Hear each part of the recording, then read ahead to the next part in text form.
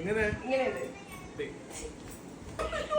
ഇനിയൊന്ന് അബദ്ധത്തിൽ പോയിട്ട് ഞാനൊന്ന് വീണ് കിടന്നാൽ പോലും ഈ മനുഷ്യൻ എന്നെ തിരിഞ്ഞു നോക്കത്തില്ല എന്ന് എനിക്ക് മനസ്സിലായി. അങ്ങനെ അതെല്ലാം കഴിഞ്ഞ് ജിജിയെയും അപ്പൂസിനെയും പിക്ക് ചെയ്ത് ഞങ്ങൾ നേരെ പോകുന്നത് ബർത്ത്ഡേ ഫംഗ്ഷനാണ്. അമൃത ഞങ്ങളെ പിക്ക് ചെയ്യാൻ വന്നിട്ടുണ്ടായിരുന്നു. പിക്ക് ചെയ്യാനൊന്നും സോറി ഇൻവൈറ്റ് ചെയ്യാൻ വന്നിട്ടുണ്ടായിരുന്നു കേട്ടോ അവിടെ ചെന്നപ്പോഴത്തേനും.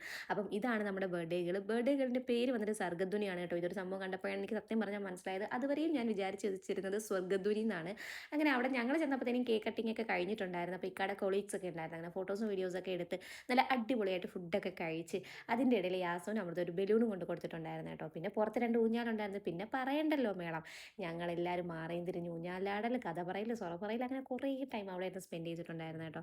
അതുപോലെ തന്നെ അരുൺ ചേട്ടനെയും അപ്പൂസിനെയും എപ്പോൾ കണ്ടാലും എനിക്ക് തോന്നുന്ന കാര്യം ഇവർ കഴിഞ്ഞ ജന്മത്തിൽ, അതായത് മുജ്ജന്മത്തിൽ ബ്രദേഴ്സ് ആയിരുന്നു എന്നുള്ളത്. കാരണം തമ്മിൽ കണ്ട രണ്ടെണ്ണം ഒരു ഓളമാണ്, ബഹളം, കളി, അടി, ചിരി, ഒരു രസമാണ്.